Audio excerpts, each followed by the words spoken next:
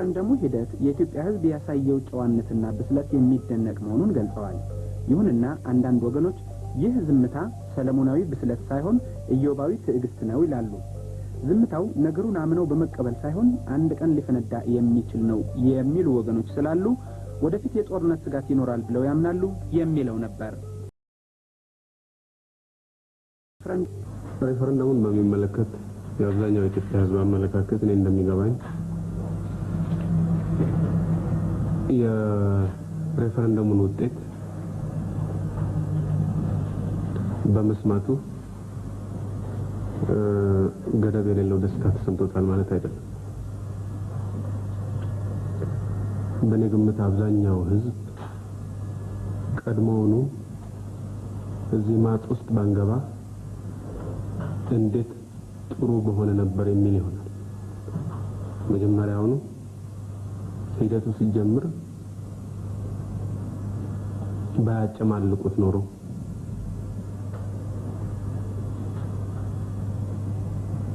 እንደዚህ አይነት ችግር ውስጥ ባልገባን ነበር የሚል ቁጭት እንደሚኖር ገምታለሁ።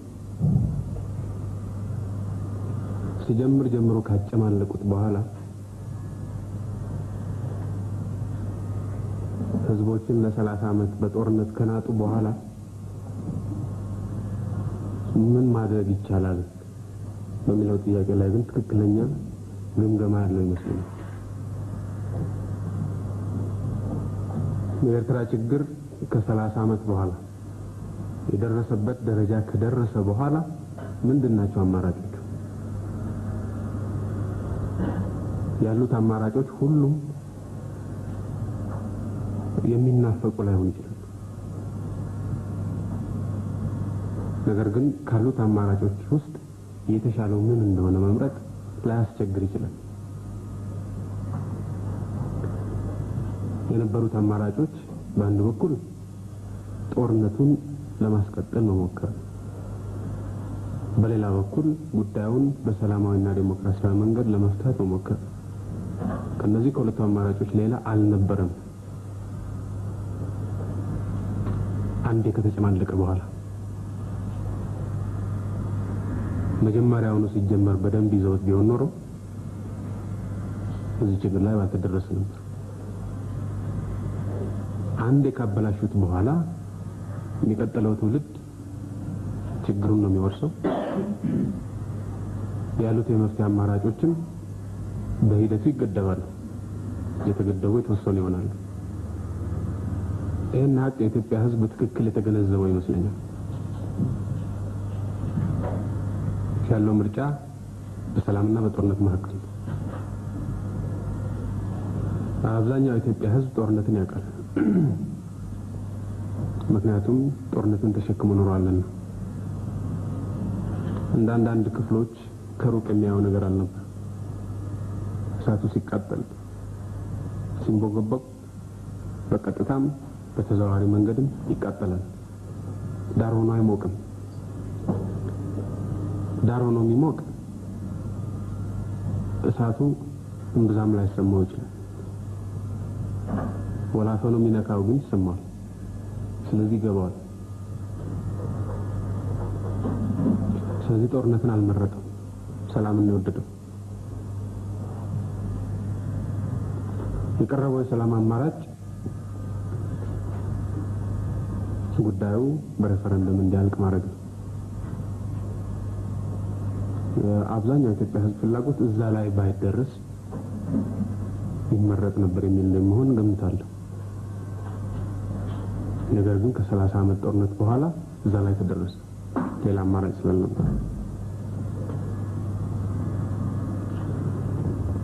ከዚህ የሚመነጭ ነው የሚመስለኝ የኢትዮጵያ ሕዝብ በሬፈረንደሙ ወቅት ያሳየው ጠባይ። በሌላ በኩል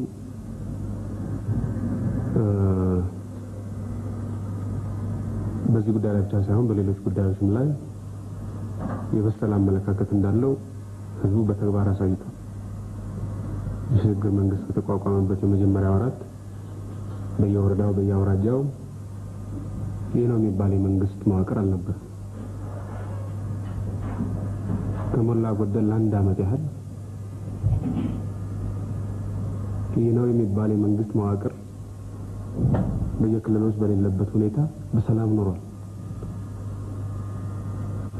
አንዳንድ ታላላቅ ከተሞች ያለ ፖሊስ ለ6 ሰዓት መቆየታቸው አጠራጣሪ ነው። የሰለጠኑ ከተሞች ኢትዮጵያ ሕዝብ ያለ ፖሊስ ለአንድ ዓመት ቆይቷል እና በኤርትራ ሬፈረንደም ላይ ያሳየው ጠባይ በተናጠል የሚታይ ነገርም ማለት ነው። ከአጠቃላይ ይዞታው ከአጠቃላይ ባህሪው ጋር ተደርቦ የሚታይ ነው። ስለሆነም ለወደፊቱም ቢሆን በህዝቦቹ መካከል በሰላም በእኩልነት በመፈቃቀል ላይ የተመሰረተ አዲስ ግንኙነት መገንባት ይቻላል። እንደዚህ አይነት ሂደት ተግባራዊ የመሆኑ ዕድል በጣም ሰፊ ነው የሚል እምነት አለ። በሌላ በኩል በኤርትራ ህዝብ በኩል የታየው ጠባይ ተመሳሳይ ነው። ለ30 ዓመት ሲደበደብ ቆይቷል በጦርነት። ነገር ግን በኢትዮጵያ ህዝብ ላይ ምንም አይነት ጥላቻ እንደሌለው በተደጋጋሚ ገልጿል።